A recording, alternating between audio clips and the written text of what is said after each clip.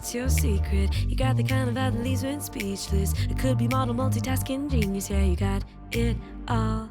Welcome to Breakthrough Conversations with Rhoda and Company. It's the podcast where bold stories meet brilliant breakthroughs. I'm your host, Rhoda Banks, and today we're diving into the intersection of wellness, leadership, and identity with a woman whose journey from mechanical engineer to holistic healer is nothing short of inspiring.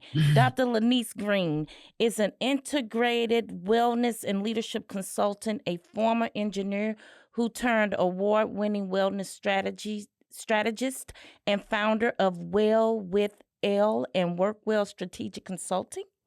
After experiencing burnout, which we all have overstand actually, firsthand, she redefined success on her own terms, and now she helps high-achieving women, especially women of color, do the same. So through Dr. Lynise's unique blend of emotional intelligence, strategic insight, and holistic health, she guides both individuals and organizations toward balance, clarity, and sustainable impact. So today we're going to talk about how to recognize depletion before it derails you, and how to reset mentally and physically, and how to reclaim your power by leading from the inside out. Let's dive in. Welcome, Dr. Lynise Green. Thank you. Thank you. How are you today? I'm good. I'm good. Thank you for saying yes. Absolutely. I'm looking so forward to this. So you started as a mechanical engineer. So what prompted your pivot into wellness and holistic medicine? Yeah. So I had been doing engineering, program management, really large scale, big government contract kinds of stuff for quite a while. And the pivot to holistic medicine and wellness actually happened. I was one of those high performing, fast track, trying to climb the ladder, and was actually working on a graduate degree in engineering and program management. And my grandmother was diagnosed with ovarian cancer, just super like out of the blue. Where did this come from? And when that happened, we enlisted the help of a naturopathic doctor who came and did some things and was trying to, help us understand how the body can heal itself with food and herbs and, all this natural stuff. And I was just like, how come more people don't know about this? Where was this information? So that was my pivot. I just sort of decided, like, I think people need to know about this, so I need to learn it so I can share this information with people. So I ditched the engineering degree, graduate degree, and I went on to get a doctorate in naturopathy, and then did postgraduate work in stress and nutrition, and kind of here I am. Awesome. That's an inspiring story. So I just asked that question, but I was going to follow it up. And you kind of answered it, was the personal, something personal that caused that breaking point. But the question I'll pivot to now is that situation that you experienced with your grandmother inspired, you were introduced to something new, a new science or a natural science, for lack of a better term.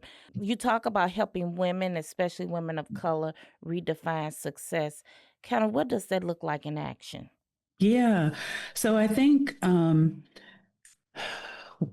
as women, we right. And a lot of our success, especially when we are in corporate environments, and even at home, it's about doing, right?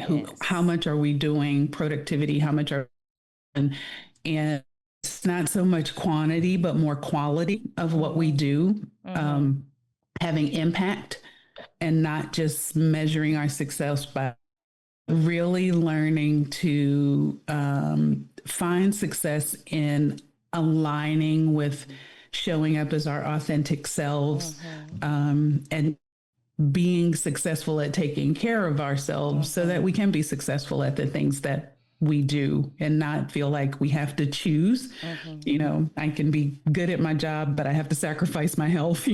Right. I love that. Like flipping it inside out. First, let's focus on self and our success in taking care of ourselves before we pour into the success of others, including organizations. Right. Can't pour from an empty cup. You So, sure can't. You sure can't. yep. I think a lot of our societal norms and cultural expectations contribute to how we behave and how we show up. How do you think these societal or cultural expectations contribute to burnout in high achieving women? Yeah, I think it's especially a challenge for women because, like I said, we are just expected culturally and societally to juggle everything, right? So I'm not saying that men don't have a lot on their plates as well, but it's different because women we carry the burden of emotional labor that men don't carry the same ways we do, and we carry it everywhere we go. So it's not like when I go to work I completely disconnect from my family and my concern about my family. And while I'm at work, I'm also managing the relationships of the people I work with or the people that report to me. So I'm responsible, for a lot. And it's just, again, it's just kind of the expectation, right? We're the ones who are not only managing the boardrooms, but we're also, scheduling the dentist appointments, the doctor's appointment, figuring out what's for dinner, what we're going to wear to church on Sunday, like we're handling all of that. And everybody just expects you, and not to mention your own stuff, as a woman, your own stuff, there are things, let's be honest, that, once a month men don't have to deal with and we do. And that's a huge energy drain on us, that, I can remember, I just want to curl up and lay down and, and kind of be done, but we're expected to just show up and be 100% all of the time. And doing anything less, then we're kind of looked at as, well, maybe she's not capable, maybe she's not up to the job. And so we live up to these expectations, but honestly, we sacrifice ourselves in order to do it. Yes, that is so true. Yeah, these expectations we try to live up to, and what you mentioned, not to mention our own stuff, and then the own expectations we put up on ourselves, and then all the extra that comes with it. Like when you say, like, if we don't meet it at 100%, we're judged. We're met with the judgment of others, and then we judge ourselves.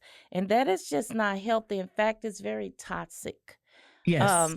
And it's a lot of women, specifically Black African American women, who die the hero because we try to take on so much and be what others need from us versus what we need from ourselves.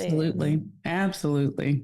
So that makes me think about your vitality reset and your mental reset frameworks. What inspired them, and what do they address? Kind of tell us about those. Yeah. So a lot of the work that I do with women really focuses on what I call optimizing your personal energy. So I believe that you have these four wells, I'm going to call them, of energy that we have to nourish, right? So our physical energy, which most people are familiar with, eating and moving and sleeping and drinking enough water.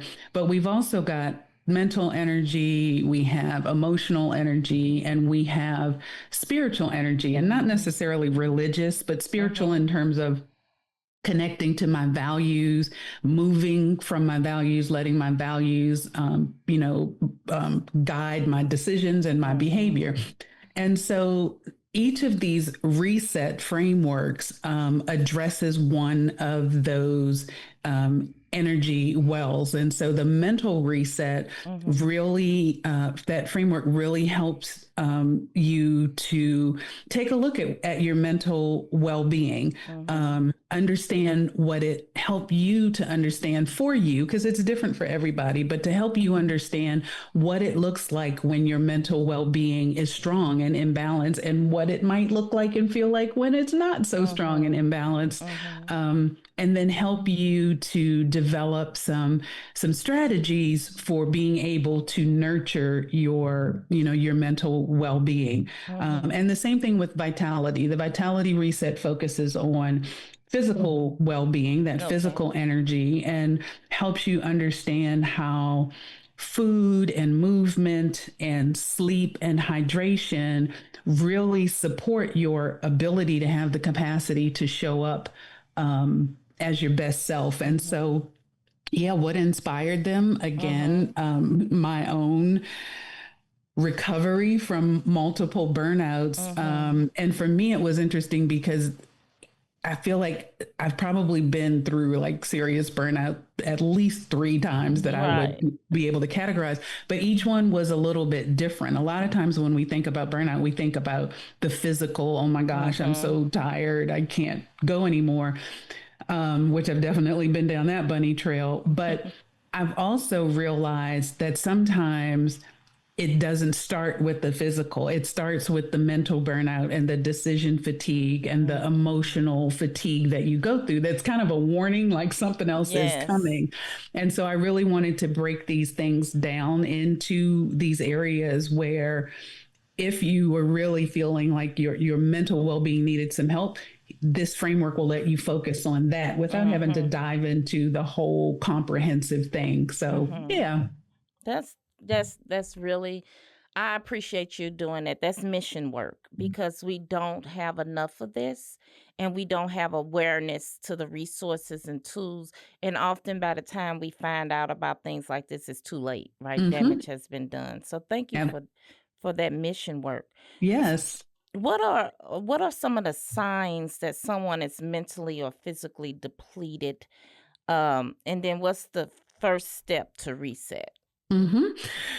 So physical depletion, it's interesting. I think some common signs of being physically depleted certainly are just fatigue, and it's not just I'm tired. It's a kind of a tired that doesn't get relieved by a good night's sleep, or even like a weekend away, or vacation. Like it's like that tired to the bone kind of tired.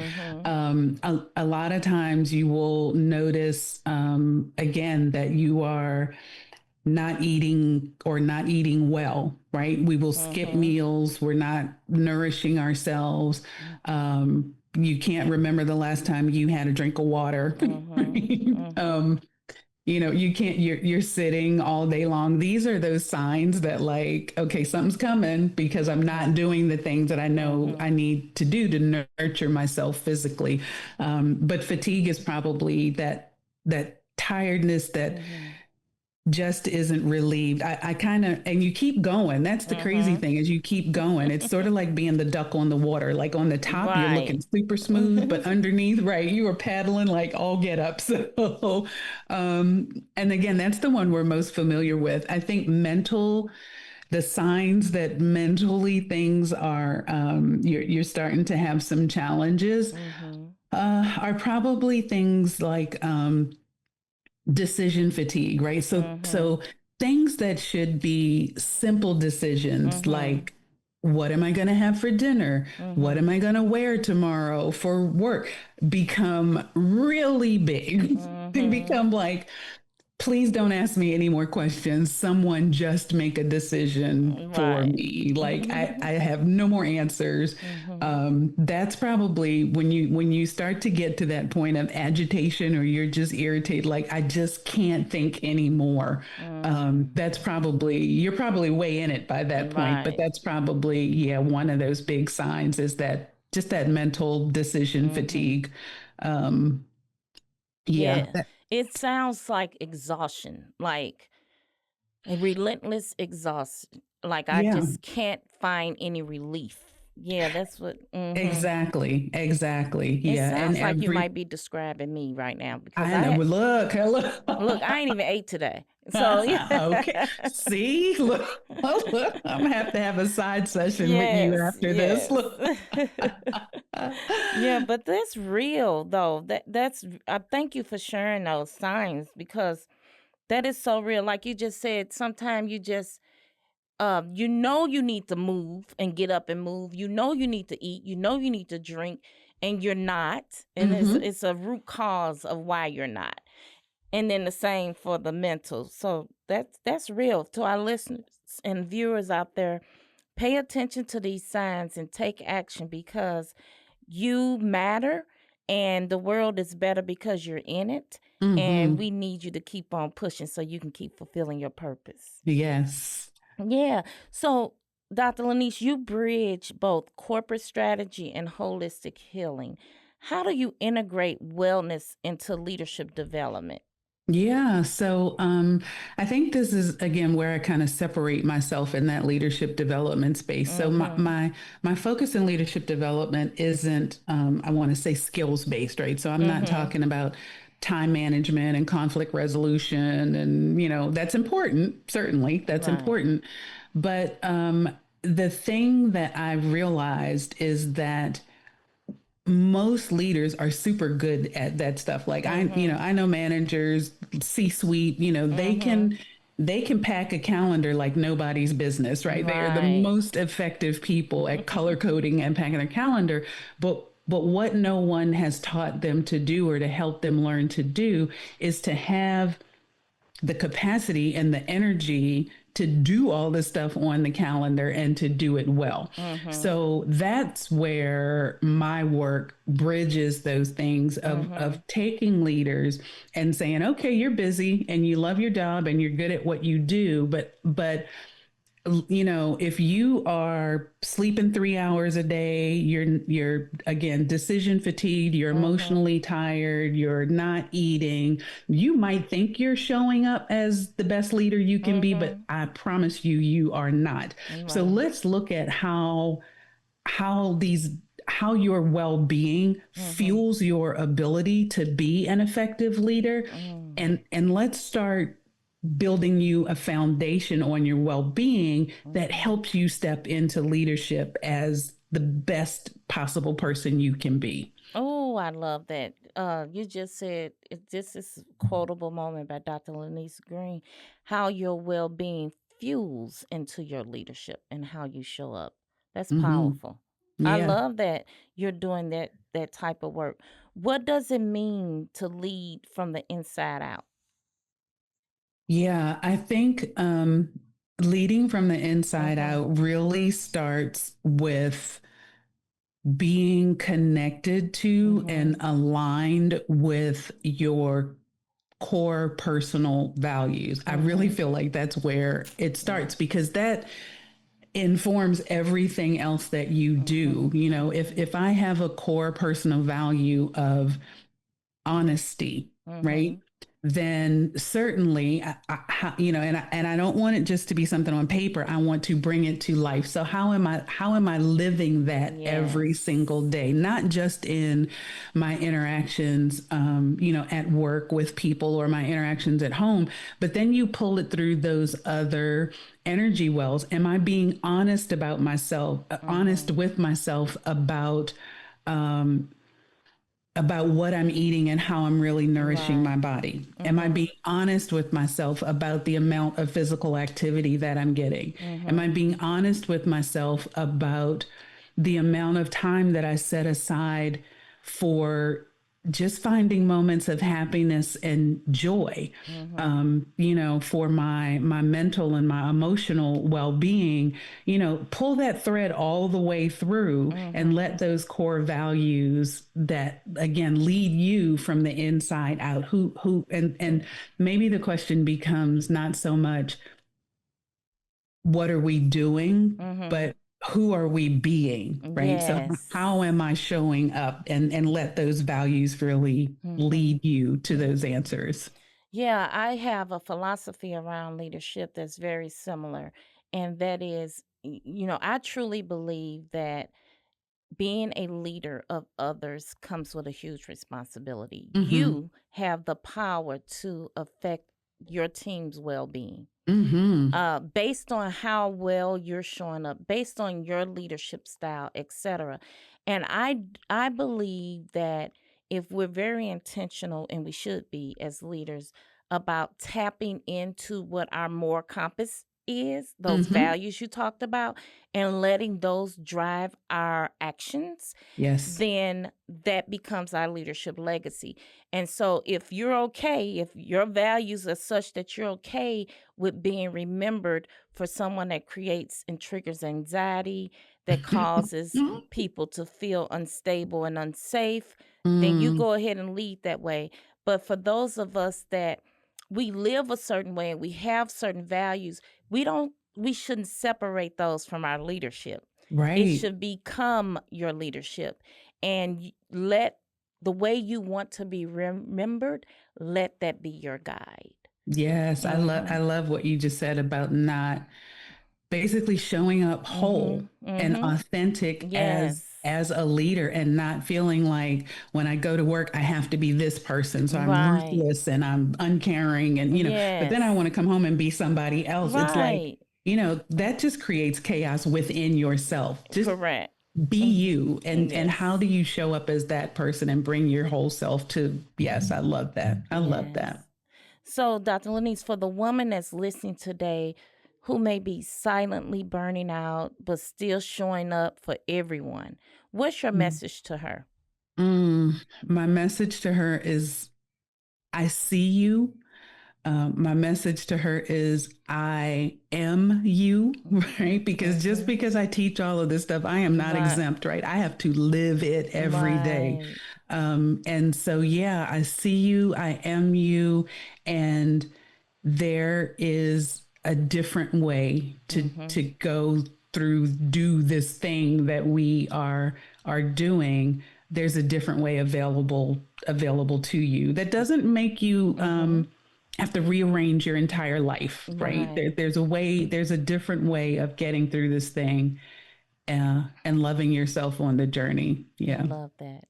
So, what's one small, like realistic thing a busy professional woman can do today to protect her energy? Mm. I would say one small thing a busy professional woman can do right now, right Mm-hmm. today, to protect her energy is pause. Mm. There, because we go, right? Um, find the power and the peace Mm-hmm. in pausing. And it doesn't have to be long. It can be 30 seconds Mm-hmm. between Mm-hmm. meetings, right? Close your eyes, whatever it is, before you walk into the room. Just don't go straight into the room. Mm-hmm. Stop, pause, breathe, Mm-hmm. and then go. If you can get in a longer Yes. pause, great. But pause, oh, there's so much power in Yes. pausing. So I Just love that. on so many levels. Mm-hmm. Psychologically, it allows your body to say, I'm not doing this anymore. I'm moving Mm-hmm. to the next thing. It allows your nervous system to settle down. It allows your mind to begin to organize thoughts, Mm-hmm. and things, what you're thinking about. You're more creative, you're more innovative, more solution oriented. So, yeah, just Mm-hmm. pause, take a beat. Yes, the Definitely. power of the pause. For those Hmm. listening, remember that the power of the pause. I love that. Yes. So, Dr. Lynise, you mentioned earlier when you were in the corporate climb and the grind, uh, climb the ladder, performing at the top of your game. How has your definition of power or leadership changed over time? Hmm. Yeah, I used to think, you know, I used to think leadership again was all Mm-hmm. about productivity, Mm-hmm. meeting the metrics, building, growing the program, building participation, all about the KPIs. And certainly that's a part of it. But one thing that they say, leadership is, or a leader is someone who has the ability to influence other people, right? To share a vision with them that they will buy into, and they will, and they will support. They will go on that journey with you to realize that vision. And so I think a big part of my definition and the way that I lead now is certainly there is, the business of leadership, because, you're working for somebody, that's cool, but I really have reframed that vision that I want people to buy into. And that vision is a vision of a leader, like you said, that legacy, who shows up whole. So I try to model those behaviors because I want, that's the vision I want them to buy into is Lynise is great at what she does. She is a good leader and she is able to be a good leader because she takes care of herself. She nurtures her personal energy. She is aligned. She is authentic, and she leads from a place of value. And that's why she can do all the other business things that she's doing. So how it's the approach to leadership that I think has changed over time, that it's really about more than, like I said, just the metrics and the KPIs. It's about how you show up. Yeah. And something you said triggered a thought for me, and that is, if we take the time to nourish ourselves and take care of ourselves, it in fact creates more capacity, not more capacity to do tactical things necessarily, but more capacity to have quality of thought, quality decision making, power to pause. Like, you're more intentional. It's a win-win. Absolutely. So what's your hope for the next generation of women leaders? I hope for the next generation of women leaders that they honestly, that they lean into the power of being a woman, that because leadership and the way that it is generally defined is defined from a male perspective, right? Which is a lot of the reason why women burn out, because we get into these positions and we are trying to model the behavior of men. But all of these things that I'm talking about, right? This nurturing of our emotional selves and our mental selves and our physical selves, like, that's where women thrive. That's natural to us, right? And so what the challenge comes when we abandon that because we're trying to be like the boys, right? But so my hope is that we stop trying to be like the boys and realize that we can still be boss ladies, boss leaders, bringing our full feminine selves to the table and really leaning into that power. That is my hope. That's beautifully. That's beautifully said, and it's so true. This really one of my probably least favorite female leaders have been the leaders that were trying to emulate the male leader persona. And it is so unnatural. And to be that way, I just want you to be you. And I appreciate people just showing up as their authentic selves. And we all have pluses and minuses, and give me the opportunity to just meet you, just get to know you. Exactly. That is so true. So the message for our listeners and viewers out there is to be you, lean into you, and there's no need to try to emulate the male persona. I have this pet peeve with the term executive presence, and because it comes with a bias, like a automatic generated bias is built in when you say the word executive, because of the societal norms. We've been taught that executive equals white male, and so when you say executive presence, and you're judging people based on that, I would never fit the criteria because I can't transform how I look. I will never meet that criteria they have in their mind. And so I say, how about just the word presence? Like, that applies to all, and that kind of like removes that bias. So yeah, Mm-hmm. that's a powerful message to leave our listeners with, is to lean in. That is your hope for the next generation Yeah. of women leaders. Thank you Yes. so much. So, Mm-hmm. Dr. Lynise, you're full. I just love your presence and I love your knowledge and your way of thinking. We're so aligned.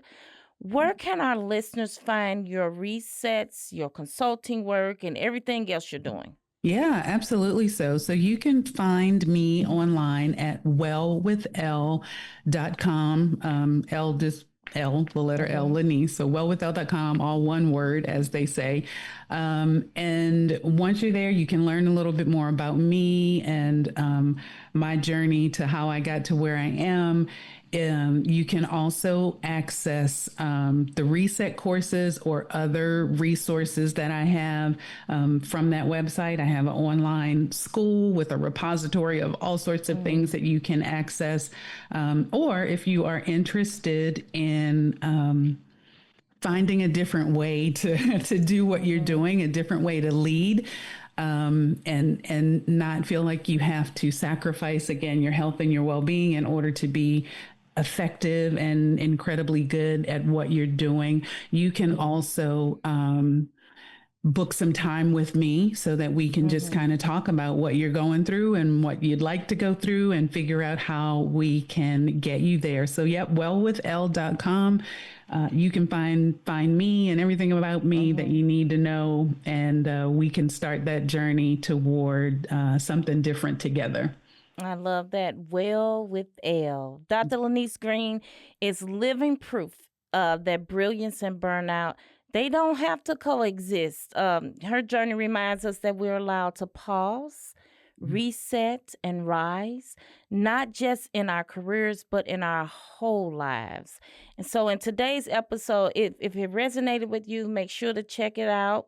Make sure you check out Dr. Lynise's Vitality Reset and Mental Reset courses, and follow her if you're on LinkedIn or any other outlets of social media.